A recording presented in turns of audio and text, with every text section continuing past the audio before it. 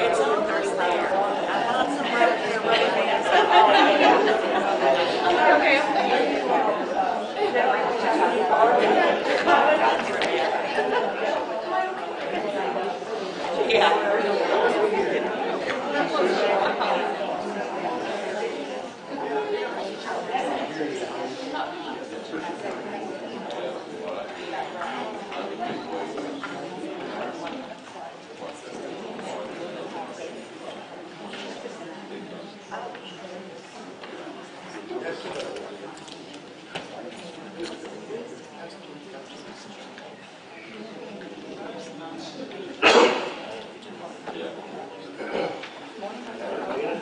Okay, not time to start, I think. Owen, would you lead our prayer before you get this?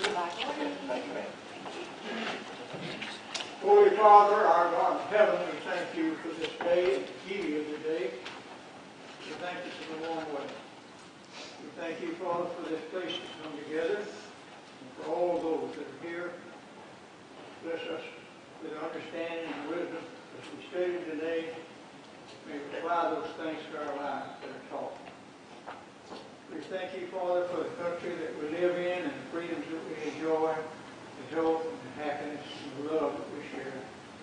And we pray that you would bless all of us with that wisdom to do your will, to understand it and apply it to our lives and to do it. Thank you, Lord. In Jesus' name, amen. Amen.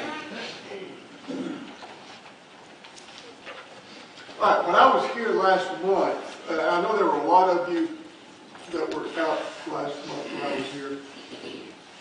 And I started what is going to be a series in these Bible classes, at least for a few months, since I'm here once a month. Maybe for 3, 4, 5 months, I don't know. And when you get tired of the series, you tell me. Okay? We'll move on to something else.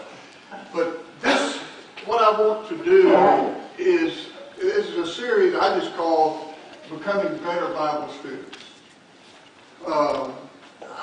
At least I look at myself and I realize I can be a better Bible student than I am.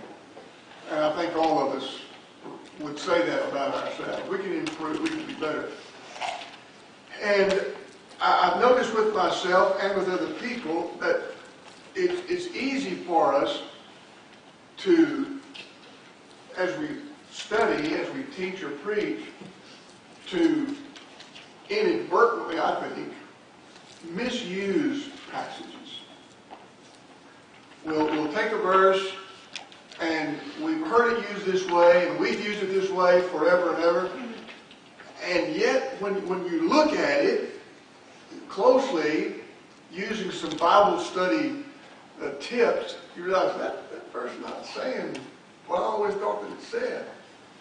So what we're going to do, a couple of things. We're going to be taking a look at some verses that, in my judgment, have been misapplied. They've been misused. They don't teach what we use them to teach. And in looking at these verses, we're going to suggest to you some Bible study tips that have caused us to misapply the verses, to misunderstand the verses. If we could remember some of these little clues, these little tips, then we wouldn't make some of the mistakes that we made. Now, we had, if I remember correctly, that's debatable, 1 Peter 2:9. I think that's where we had left off on Sunday, last month. And while you're turning to 1 Peter 2:9, let me say this. I think I said this last month. I'm not suggesting that if you are using these verses in the way that I think they shouldn't be used, I'm not suggesting that your soul's in danger. That's not it. Now, we will eventually look at some verses which, if we misapply them, we're going to have some real potential problems. But the verses that we're looking at now, it's just a matter of accuracy. It's not a matter, and if you disagree with me, that's fine. I'm not going to have a problem with that. But I think that there are some some things that we need to remember as we look at these verses. And again, I'm not suggesting that your soul's in danger if you disagree with the take that I have on some of these verses. But 1 Peter 2:9, and I want to read from the King James Version. Now, that's not the version I normally use, but one of the things that we're doing here is suggesting some ways to study that will improve our study, and one of them is, don't get stuck with just one translation. Don't be a one translation student. And I don't care what the translation is. If it's the King James, if it's the American Standard, the New American Standard, don't just stick to that one translation. So 1 Peter 2:9.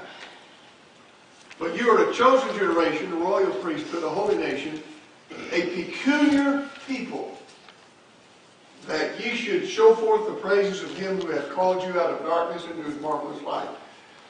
And the thing, I think I said last month, when I first started preaching, I used this verse to talk about how Christian ought to be different. We're to be peculiar. We're to be odd. Okay.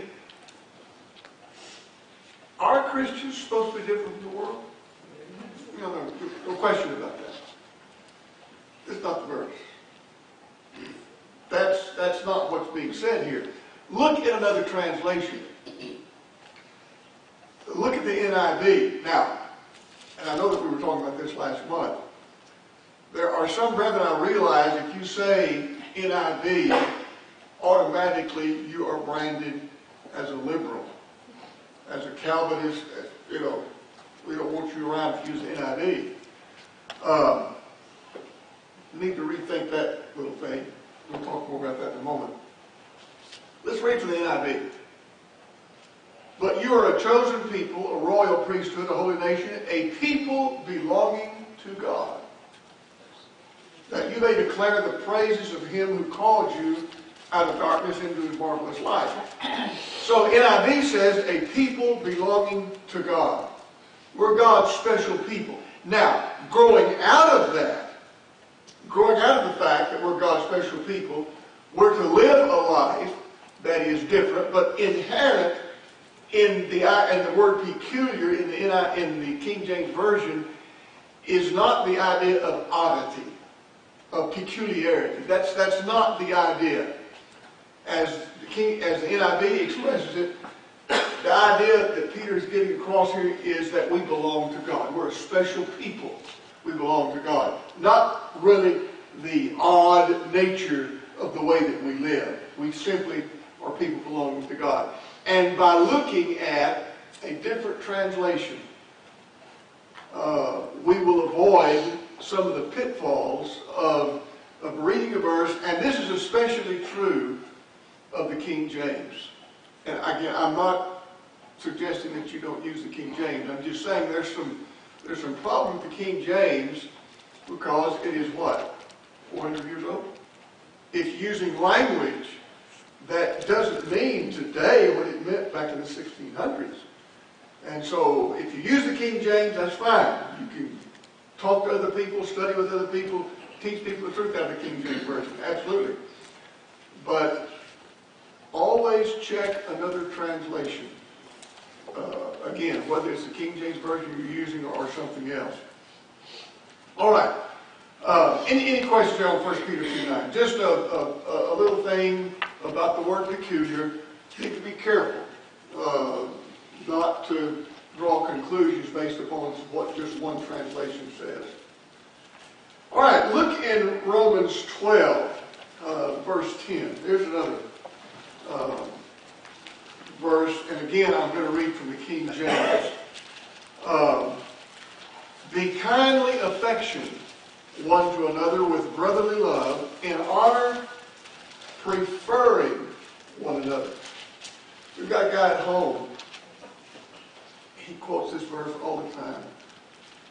Whenever he wants to talk about Christians being together and we want to be together with other Christians, we are to prefer one another. Christians are to like one another better than we like other people. when I was growing up, my dad, I'm sorry. Chapter and verse again? Oh, I'm sorry, chapter 12 and verse 10. Romans 12 and verse 10. Yeah. My dad, one time, I was out with him, and he was either, I think he was going to a grocery store or something. And he said, I really want to go to this store because things are cheaper. But he said, this guy over here is a Christian, and I know that I'm supposed to prefer him, and so I need to go buy the groceries from him. Well, I think a lot of people have that idea that that's what Paul is saying, that we're to like Christians. We're to prefer like better. Okay, can you make a case for wanting to be with Christians socially? Yeah, I think so. But that, again, look at another translation. And again, we look at the NIV. Be devoted to one another in brotherly love. Honor one another above yourselves. The word that is the Greek word that is translated preferring one another in the King James Version means to go before, to lead the way. What Paul, I think, is saying in Romans 12 is that when it comes to the matter of bestowing honor and showing love, you lead the way in showing it to others. You make sure that others are honored before you seek honor for yourself.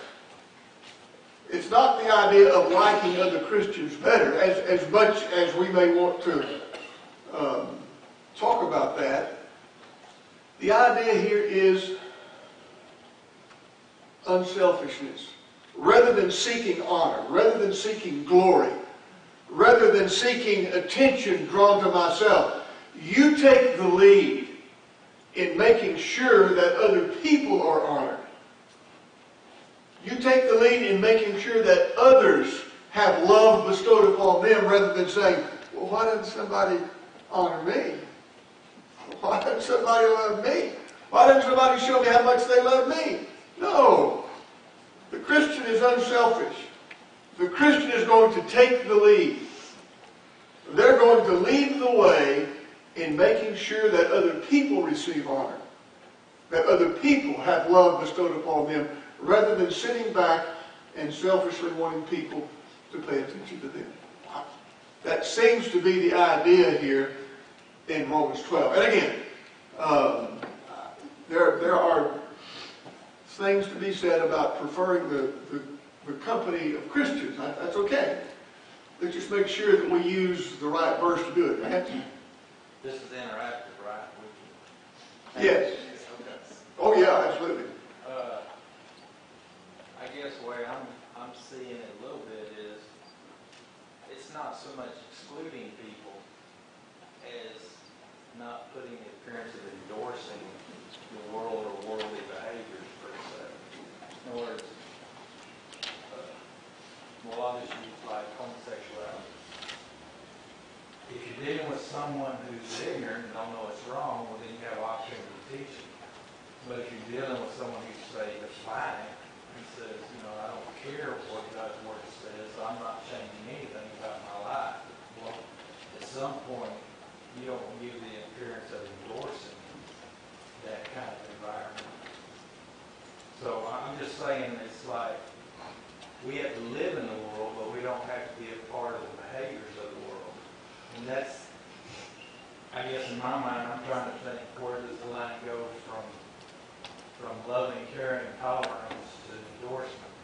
Well, yeah, there's something to be said about that, I think, from other verses. I think this verse is teaching, like in a local church situation. You're just talking about among Christians? I'm talking about among Christians, a local church. There are people who need to be honored. They need to be shown honor. Rather than sitting back and selfishly thinking, well, why doesn't somebody call attention to me? Look at what I'm doing.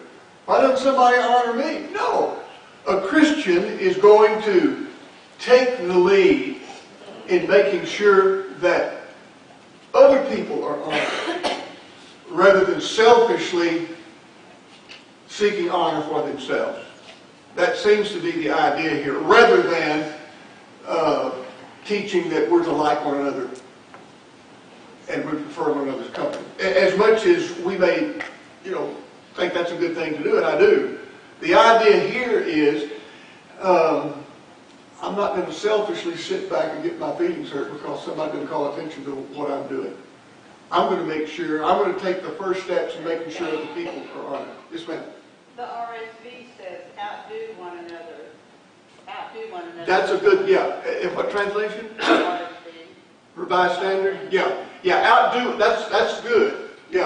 Outdo one another.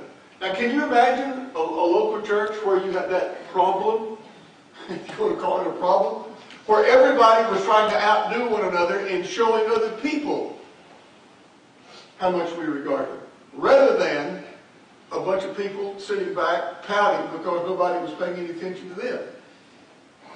Outdo one another in showing love. That's right. I think that's good. Probably better than the NIV. That's good. Romans 16. And here I'm skating on thin ice. I may get in trouble. Romans 16. And once again, King James. Romans 16, verse 17. Now I beseech you, brethren, mark them which cause divisions and offenses contrary to the doctrine which ye have learned, and avoid them. Now, here's how I grew up hearing this verse used. And there are a ton of brethren who still use it this way. The word mark means to stigmatize, to publicly brand somebody, to expose them, mark them. Mark them that are causing division and offenses contrary. And well, this is back during the days of church bulletins, which are borderline unscriptural. That's an opinion of mine. It can be misused badly. And so somebody is causing trouble, somebody doing something they shouldn't be doing, and so we're going to mark them. We're going to get in the bulletin, and we're going to call their name, and we're going to mail this thing out all over the country. We mark them. Is that what's being taught here? Again, and this is the New American Standard Version. Let's look at another translation of this verse. Brethren, join in following my example and observe those who walk according to... I'm on another verse. I'll come back to it in a minute. This is the New American Standard in Romans 16. Now I urge you, brethren, keep your eye on those who cause dissensions and hindrances contrary to the teaching which you learned and turn away from them. Now there is a difference between stigmatizing, branding somebody, and keeping your eye on them. The interesting thing here, the word that is translated mark in Romans 16 is the Greek word S-K-O-P-E. Anybody want to guess what English word we get from that? S-K-O-P-E. Somebody's whispering if you can say it loud. Scope. That's not the mouthwash either. Scope. It's the word that is the suffix of microscope, telescope. It means to look at somebody intently. Don't take your eye. It's like when you're deer hunting and a 10-point buck walks out and you're looking at him through the telescope. You don't take your eye off of that buck. That's the idea here. It's not talking about, as is erroneously used, King James Version, marking people, branding them, exposing them. Now, might there come a time that we need to stigmatize somebody as a false teacher or a troublemaker? Yeah, I have no problem with that. Does the old saying go watch as well as pray? I'm sorry? Watch as well as pray? Yes. Yeah, it means you keep your eye on that person. Tell me. You watch. Here is somebody, and the context talks about somebody that's causing trouble. Paul says, you keep your eye on a person like that. You don't take your eye off of them. It's just like when you're out hiking and you see a rattlesnake. You watch that thing just as intently as you can for as long as you don't take your eye off of it, for obvious reasons. This is the idea here. Romans 16 has been sorely abused as an excuse for writing people up, calling their names, spreading it all over the place. That's not what he's talking about here. He's talking about if you find a troublemaker, you watch that person very, very closely. Now, to give you a parallel verse, look at Philippians 3. This is Philippians 3, verse 17. Now, Philippians 3:17, it contains the same word, scope, the same identical word. Philippians 3:17 says, brethren, be ye followers together of me, and mark them which walk, so as ye have us for an example. Same word. It's the same word that's used in Romans 16:17. And here it is used to talk about marking people who live like Paul. Be followers together of me and mark them that so walk. Now, if mark in Romans 16:17 means to brand them, to stigmatize them, to write them up, it would have to mean that in Philippians 3:17, would it not? But look in the New American Standard Version of Philippians 3:17. Brethren, join in following my example and observe those who walk according to the pattern you have in us. Both verses are teaching the same thing except the opposite. In Romans 16, Paul is saying, you carefully observe troublemakers for the purpose of avoiding them. Philippians 3:17 is saying, closely observe people who are walking godly like me for the purpose of imitating them.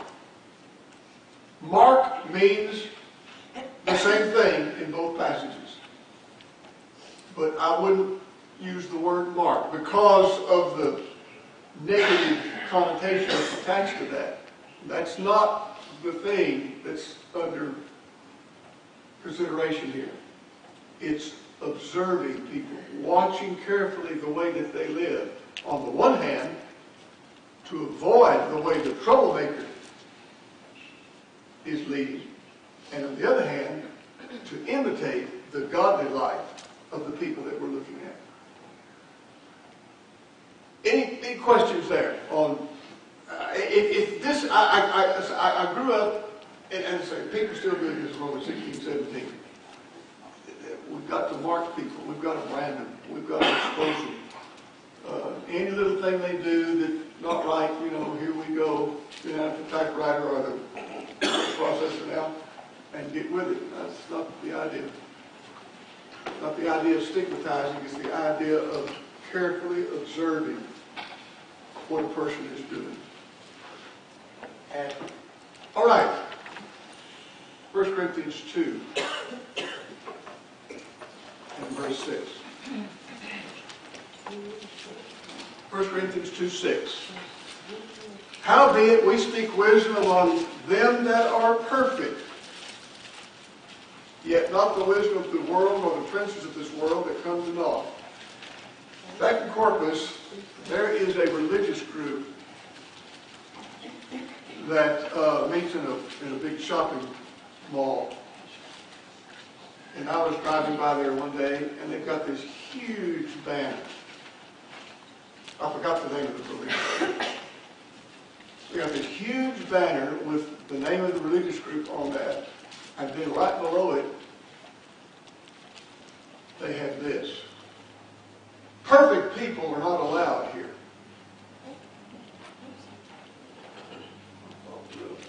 That's too bad. That's too bad.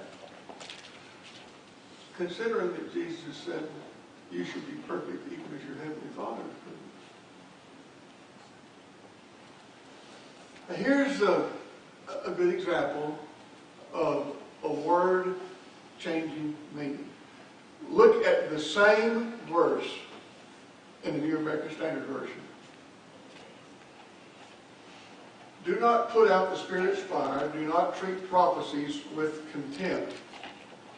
Test everything. Hold on. I'm reading the wrong verse. I'm sorry. This is 1 Corinthians 2:6, New American Standard. Yet we do not speak wisdom among those who are, what does your translation have there? Mature. Mature. Whenever we think of the word perfect, we think of sinless, not having any kind of fault. I haven't really checked this closely. There are probably some verses in the New Testament where perfect has that meaning, but that's not made out of it. The word, I'm sorry? I was just going to point out, I've heard the word perfect kind of used synonymous with complete also. This is that's it. It's completeness, it's maturity. It talks about people who are of a full-grown age, mature. Let's don't get into the sloppy habit. And I know we're trying to avoid self-righteousness. It's sort of like go to work in the morning and you tell people, I'm a saint. And the reaction of your coworkers is going to be what? Yeah, right. Boy, I got things like it. Well, you go in and tell somebody, I'm perfect. I'm perfect. Well, that's true, but you need to explain some things. It's like with the word saint. Be careful. And I wouldn't use the word perfect. Use the word mature. We are to be mature, well-rounded, well-developed people. That's the idea here in 1 Corinthians 2:6. It's not the idea of sinless perfection. He didn't say we speak wisdom among them that are sinlessly perfect, flawless. He's talking about those who have reached a level of maturity. So let's don't fall into the habit of saying, we're not perfect people over there, without some explanation of what you mean by that. Because the Bible teaches the exact opposite of that. That we are to be perfect as long as we define correctly the concept of perfect. It just means mature people, grown-up people, as opposed to immature, childish people. That's the idea. And using a different translation would really help in that regard. So far in the things that we've been looking at, I hope that you're seeing that having another translation on your computer or on your desk and to compare verses that you're looking at will give you a greater insight into words that are used from one translation to another. 1 Thessalonians 5. Along the same line, using another translation. And then we're going to add another Bible study hint here, and that's context. ask you, do you think you're perfect? No, but I'm trying to be. Well, again, that depends upon I'm working on it. your definition of perfect. I'm working on it. Yeah. If you mean maturity, you could say, yeah, I think that I'm mature. And I think that's when you say, let's define our terms here. Because I can tell you, I believe in evolution. Anybody here believe in evolution? Sure. If what? It starts with Adam and Eve. Define evolution. Now, what kind of evolution are you talking about? There's no way, if somebody would come up to me and ask me if I believe in evolution, I would not answer that question until I said, you define what you mean by evolution. There is a kind of evolution that is absolutely unbiblical, totally without any foundation in science or Bible. But there's a kind of evolution that is taught in science and Bible. We need to be careful. So, the defining of terms, when somebody says, are you perfect? Say, well, what do you mean by perfect? And if they say, sinlessly, without fault, say, no. But I believe I'm mature. I believe I'm a mature Christian, and that's what the word perfect means, is mature. And there's nothing wrong with saying, yes, I think I'm a mature Christian. And I'm working to become more and more mature. So, getting definitions, making sure that we're talking about the same thing. When they say perfect, they mean one thing. And when you say something in response to that, you may mean something else. So, we need to make sure that we're speaking the same language. Well, I always say, I'm trying to be, I'm working on it. Yeah. I may not be perfect, but I'm working on it. Yeah. Yeah. You're working on becoming more and more mature. Yes. Yeah, that's right. Christianity is a continued growth. The Bible says growing knowledge. So it's a growth. Everything is a process. That's right. We may have reached a level of maturity, but we are striving to become even more so. It's like, when we hit 19, 20 years old, are we mature? Could be, relatively so. But by the time we're 50 or 60, have we reached another plateau of maturity? Yeah. By the time we're 70 or 80, have we reached another plateau of maturity? Yeah. So there are plateaus, there are levels of maturity, and we're striving to increase that. Where does it go from mature to stubborn? You'll have to answer that one, man. First, let's go. Oh, Rick, I'm sorry. If you don't believe in evolution within a species, go to the Alamo and look at the size of the uniforms that people wore. San Jacinto, an average man 150 years ago weighed 130 pounds. We've evolved a little bit. That's right. So medication and food. Yeah, that's right. We don't change species. Cats don't become human beings. Just change the way they look. 1 Thessalonians 5.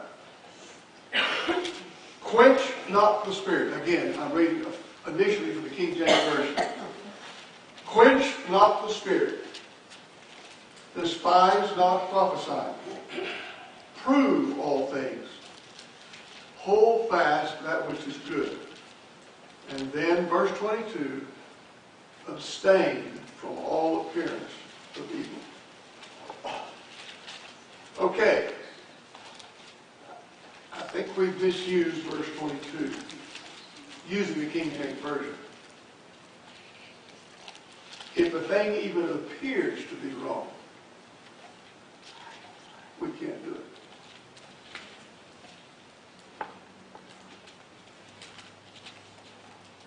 Did Jesus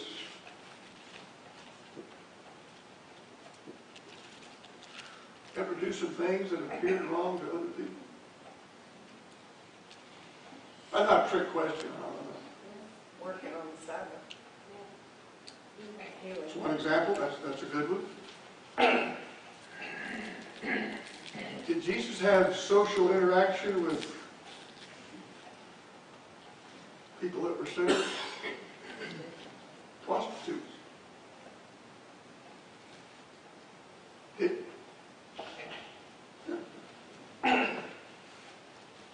So did he violate what Paul said here? If that's what that means.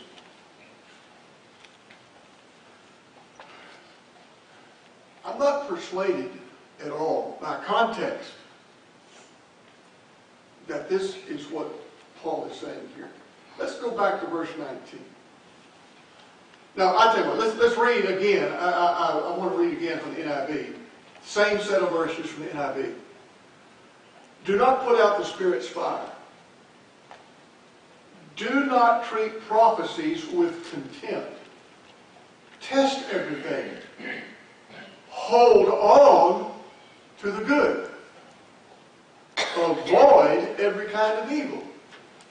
Okay, now let's go back to verse 19. In the context of 1 Thessalonians 5, what is the Spirit's fire? And all of this has to be interpreted within the context.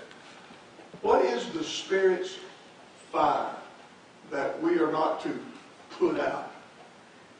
Motivation. I'm sorry? Motivation. Okay, could be. What do you think? Is he talking about the Spirit just, oh, he comes on me and I'm just on fire? Is that it? I've got two words that I encourage people to use in Bible study. If you want to know what something means, don't go to a commentary. First of all, two words. Keep reading. Keep reading. All right, verse 19 says, do not put out the Spirit's fire. What that means? Oh, let's see. Keep reading. The next verse. Do not treat prophecies with contempt. Now, could it be that the Spirit's fire in verse 19 is talking about divine revelation, here in verse 20 called prophecies? Objective revelation. The Spirit speaking through divinely inspired men. That's the Spirit's fire. That would seem to be the case because of what he said there in verse 20. Do not treat prophecies with contempt is just another way of saying what he said in verse 19, do not put out the Spirit's fire. The context here is dealing with an attitude toward what purports to be divine revelation. Do not put out the Spirit's fire. Do not treat prophecies with contempt. That is, if I can determine that what someone is saying is true prophecy, and remember that prophecy does not mean foretelling. Prophecy means what? Forthtelling. Prophecy is forthtelling, not so much foretelling. Do not put out the Spirit's fire. Do not treat prophecies with contempt. If it can be determined that what a person is forthtelling is from God, don't treat that with contempt. What should we do? Look at verse 21. Test everything. What group of people comes to mind in the New Testament who tested everything? Acts 17. Who? Bereans. The Bereans. They tested everything. They did exactly what Paul was saying here. Test everything. Now, as a result of testing everything, there are two things that we're to do. Keep reading. Hold on to the good. If I have tested something that is an alleged prophecy, and I find out that came from God, I've got every reason to believe that came from God. Then Paul said, hold on to that. The word hold on here means to white knuckle something, to grasp it, and you don't let go of it. But what if you find out that it's not true? Avoid every kind of evil. Thanks. Kind of painting this in context, during this period of time, that was still while the apostles were living and they could bestow spiritual gifts. So there were people in that period of time that were given miraculous gifts of prophecy. It's not dealing with that, any of that. Oh yeah, I think so. So a person in the first century who heard somebody get up and preach, and they claimed to be speaking from God, they're to do what the Bereans did. And what Paul said here in verse 21, test everything. Put it to the test. Now, if you find out that what that man is teaching is the truth, it's really divine prophecy, hold on to the good. And the good here is the teaching. And then verse 22, avoid every kind of evil. The word evil here is referring to evil teaching in the context. Somebody who is teaching something they have no right to teach. It doesn't fit the standard. You've put it to the test and it's not true. Then you avoid every kind of evil. So rather than verse 22 teaching that we can't do things if it looks bad, no, that's not. Whatever you want to say about, again, that's another subject, but that's not being dealt with here. What's being dealt with in verse 22 is, without taking it out of context, my attitude toward anything that I hear taught that is not true. It doesn't measure up to being true prophecy from God. Paul said, avoid it. Just as you hold on to the good teaching, you avoid every kind of evil teaching. You have nothing to do with it. So, verse 22 teaches a great practical lesson. Just because someone claims to be speaking from God, whether it's the first century or this century, just because somebody claims to be speaking from God, so you turn on your television and here's the televangelist and the guy's a good speaker and about 98% of what he says is just true as it can be. What does it say about rat poison? How much of that stuff is lethal? 0.0001 or something. But that's the stuff that kills you. So you listen to a preacher speak and everything is great, great, great, great. And then he slips in this stuff over here. Avoid it. Has nothing to do with it. We were talking about this last night. In Galatians 2, Paul refused to circumcise Titus, even though he had circumcised Timothy a short time before. And the reason was they had developed a false doctrine that baptism and circumcision were necessary. And he was not going to endorse that because it was not from God. Right, yeah. I think that's the idea here. It's the idea of holding on to something that's not true. You hold on to the good. But every kind of evil teaching, is what Paul has in mind here, is something that we are to avoid, have nothing to do with. As suave as the teacher might be, as well learned as the teacher might be, and as honest and sincere as the teacher might be. If you test it, and you find out that it's not true, have nothing to do with it. Oh, yes, no? You go to the margin here, the center part that says the appearance of evil. So it's saying stay away from all of it. Yeah, that's what the King James Version has. And if we understand appearance in the sense of every kind of evil, that's okay. But to use the verse to teach that if a thing looks bad, if other people think that it looks bad, then I've got to avoid it. That if you take that out to its logic end and consequence runs into some problems. I don't think that's what's being taught. Okay, we will continue this next month. We've got some other, I tell you, I'll give you a heads up. Rick has probably talked about this. Not, but. Have you ever looked at those not but phrases? I figured we talked about those. Yeah, we'll start taking a look at some of those passages we have for the not or but contrast. We'll work through some of those next time. Okay, thank you.